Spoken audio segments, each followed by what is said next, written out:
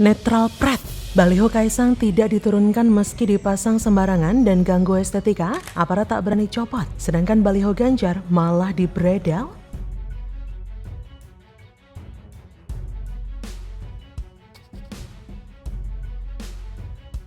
Assalamualaikum wabarakatuh. Kami segenap warga Dusun Gelaran, Desa Dungus, Kecamatan Jujang, Kabupaten Kediri, siap memenangkan pasangan calon presiden Ganjar Pranowo dan Mahfud MD di Pemilu 2024. Merdeka, merdeka! Kami warga Dusun Wonorejo, Desa Wonorejo, Kecamatan Kunjang, Kabupaten Kediri bersedia rumah kami dipasang baliho atau banner Pak Ganjar dan Pak Mahfud. Merdeka! Saya warga Pare, Kabupaten Kediri, siap dan bersedia rumah kami dipasangi baliho maupun banner Pak Ganjar dan Pak Mahfud. Kami, warga Dusun Kunjang Lor, Desa Kunjang, Kecamatan Kunjang, Kabupaten Kediri, bersedia rumah kami dipasang baliho Bapak Ganjar dan Bapak Mahfud. Merdeka! Halo, selamat datang di channel Redaksi Jurnal bersama JJ. Pegiat media sosial John Sitorus mengungkapkan alasan baliho putra bungsu Presiden Jokowi sekaligus Ketua Umum PSI Kaisang Pangarep tidak diturunkan meskipun dipasang sembarangan dan mengganggu estetika. Menurutnya, tidak beraninya pemerintah daerah dan aparat menurunkan baliho Kaisang karena ia merupakan putra dari pimpinan tertinggi negara. John Sitorus pun menyinggung baliho bakal capres PDIP Ganjar Pranowo yang ada di ibu kota. John menyebut ketidakberanian para aparat ini karena mereka hanya sebagai boneka kekuasaan. Untuk diketahui, banyak warga yang juga mengeluhkan baliho yang bergambar Ketua Umum PSI Kaisang Pangarep di sejumlah ruas jalan protokol ibu kota lantaran dipasang di tempat yang tidak semestinya dan mengganggu keindahan kota. Terlebih, baliho tersebut menampilkan wajah Kaisang dengan pose non-formal dan berukuran cukup besar terpampang di tempat yang mengarah langsung ke jalan raya sehingga mengganggu pemandangan mata. Salah satunya di Tanjung Duren, Jakarta Barat. Sejumlah baliho Kaisang berukuran besar berderet di sepanjang trotoar yang membuat pengguna jalan merasa tidak nyaman. Meskipun balihonya disebar begitu banyak, tidak dicopot dengan gaya yang nyeleneh, tapi elektabilitasnya cuma 0,9%. Kalau elektabilitas cuma 0,9%, lebih baik partai bubar sajalah. Masa baliho sudah menjamur di mana-mana, bahkan ditaruh di tempat-tempat yang tidak semestinya, jumlahnya mungkin paling banyak dibandingkan baliho parpol lain. Pakai nama Jokowi, dengan tagline keren seperti politik santun dan santuy, politik riang gembira, Jokowisme, politik adalah jalan ninja kita, PSI Partai Jokowi, dan lain-lain. Tetap saja, elektabilitas jeblok dan jadi penghuni papan bawah. Mungkin kurang banyak balihonya, mungkin jumlah baliho harus dipasang setiap 2 meter, biar semua orang bisa melihat dengan jelas. Ini loh, PSI masih eksis dan akan menjadi partai besar karena ketua umumnya adalah seorang anak presiden yang bisa menjadi ketum partai dalam waktu hanya 2 hari saja. Padahal sebuah parpol bisa besar bukan karena sosok ketumnya, melainkan jumlah calegnya. Semakin banyak caleg yang mendaftar, semakin banyak pula potensi pemilihnya, dan jumlah suara pun lebih banyak. Sebagai perbandingan, PDIP mendaftarkan total 20.462 caleg seluruh Indonesia. Tak heran kalau PDIP bisa menjadi partai terbesar dengan jumlah suara terbanyak saat ini. Kalau PSI sih, saya tidak menemui datanya. Tapi di beberapa daerah, lowongan caleg PSI sepi peminat, bahkan tidak punya caleg sama sekali. Kalau sudah begini, gimana mau lolos ke Senayan? Yang difokuskan malah nama Kaisang, padahal Kaisang tidak ikut nyalek, tidak ikut pilkada sampai sejauh ini. Di pemilihan caleg yang dipilih adalah nama caleg, bukan nama ketum. Disinilah kesalahan banyak parpol, terutama parpol muda. Apalagi yang oportunis, yang penting ada orang terkenal dijadikan ketum. Mau baliho sebanyak apapun percuma. Mau balihonya ada foto BTS atau Taylor Swift ya percuma saja. Apalagi pasang wajah Kaisang yang sama sekali tidak punya pengalaman apa-apa di bidang politik. Kecuali statusnya sebagai anak presiden. Ya, percuma saja. Sudah melanggar etika, ditambah melanggar estetika. Biarlah paman yang melanggar etika di masa lalu. Tapi jangan nambah pelanggaran estetika dong. Please lah, sudah bayar mahal, masa hanya pentingkan kuantitas, bukan kualitas. Sebagai manusia yang berbudaya dan memiliki selera, saya merasa dinista estetikanya. Jadi, bagaimana menurut Anda?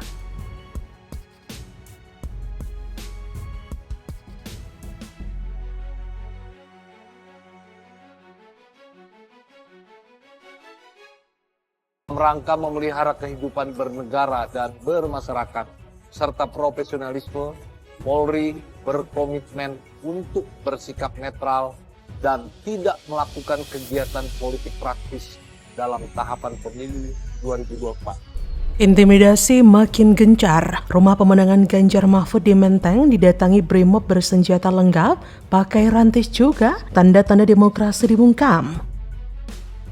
Pemilu 2024 ini sudah bukan lagi pesta demokrasi buat saya, tapi seperti ruang gelap yang penuh dengan tekanan. Kali ini seperti bersikap represif dan terasa menyebarkan intimidasi ke banyak pihak. Kalau aspirasi rakyat itu ditekan-tekan, diintervensi, dan terjadi kesewenang-wenangan seperti ini, saya sangat yakin bahwa aspirasi rakyat itu akan mencari jalannya sendiri untuk menuju kemenangan. Halo, selamat datang di channel Redaksi Jurnal bersama JJ. Viral di media sosial, salah satu rumah relawan pemenangan Capres Ganjar Mahfud didatangi polisi di kawasan Menteng Jakpus. Hal tersebut diungkapkan akun Twitter Opposite6888 pada Selasa 14 November. Terlihat dalam video, sejumlah personel Brimob bersenjata lengkap datang dengan kendaraan taktis. Lalu mereka turun dari kendaraan tersebut dan mendatangi rumah relawan Ganjar. Dalam narasi cuitannya, akun tersebut mengeluh mengapa hanya rumah relawan Ganjar yang hanya didatangi, sedangkan rumah relawan Prabowo Gibran tidak. Ia pun menilai bahwa para relawan Ganjar sudah dianggap sebagai pengacau. Kabid Humas Polda Metro Jaya Kombes Truno Yudo Wisnu Andiko mengatakan sejumlah personel Brimob yang datang itu ternyata sedang melakukan giat operasi Mantap Brata.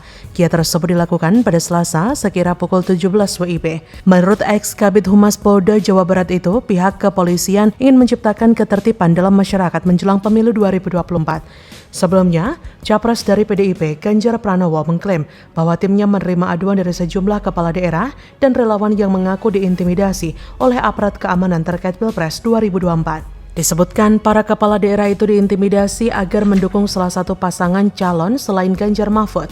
Namun Ganjar tidak menjelaskan secara rinci mengenai bentuk intimidasi yang dialami oleh kepala daerah berdasarkan laporan yang diterima timnya. Politikus PDIP itu hanya menegaskan bahwa timnya sudah menerima laporan terkait hal itu. Mantan Gubernur Jateng ini melanjutkan, tim pemenangannya sudah membentuk satuan tugas untuk mengawasi potensi terjadinya ketidaknetralan aparat. Selain tim pemenangan, partai politik pengusung Ganjar rencananya juga akan membentuk satgas dan platform untuk menerima aduan tersebut. Gila ya, sampai segitunya ingin menjadikan anaknya sebagai penguasa, menjadikan aparat kepolisian sebagai alat intimidasi bagi lawan politik. Ini tentu bentuk dari pemerintah neo-orba yang ingin melanggengkan politik dinasti. Bukan hanya Ganjar, Menko Polhukam Mahfud MD pun yang juga cawapresnya mengaku mendapat laporan terkait kecurangan pemilu di 5 provinsi. Kejadian dugaan kecurangan dilaporkan terjadi di Jakarta, Bali, Jawa Timur, Jawa Tengah, dan Sumatera Utara. Menurut Mahfud, laporan dugaan kecurangan kemungkinan terjadi di daerah lain.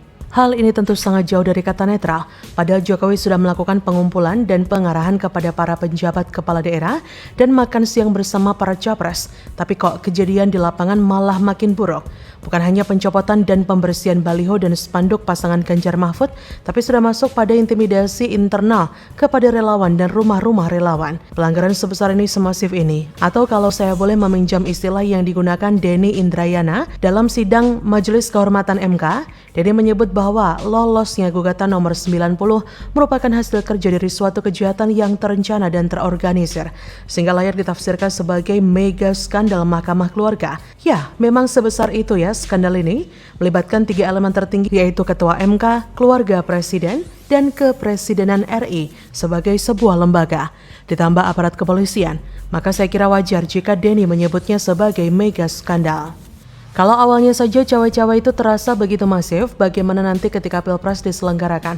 Siapa yang bisa menjamin bahwa pemilu bakal terselenggara berdasarkan prinsip langsung, umum, bebas, rahasia, jujur, dan adil? Kalau nanti ada sengketa sedikit saja dibawa ke MK, siapa yang bisa menjamin bahwa penyelesaian sengketa itu akan berlangsung secara adil? Apakah Prabowo sekarang sudah pede ikut Pilpres 2024 karena sudah sangat yakin pasti menang? Karena sekarang pasangannya adalah anak presiden. Jadi kalaupun tidak menang di Pilpresnya dan harus menggugat lagi ke MK, tapi kali ini Prabowo pasti yakin lolos di MK. Karena di MK kan ada sang paman. Begitukah? Bagaimana menurut Anda?